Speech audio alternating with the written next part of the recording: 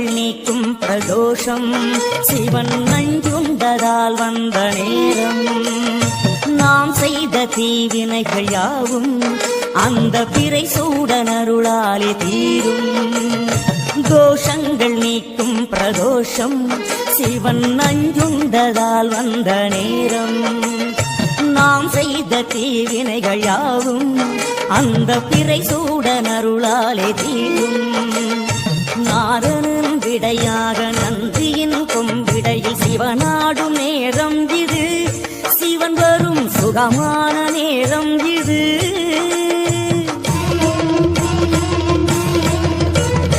கருணாகரன் சுத்த சிவமானவன் கருணை பொழிகின்ற நேரம் இது வரம் தருகின்ற நேரம் இது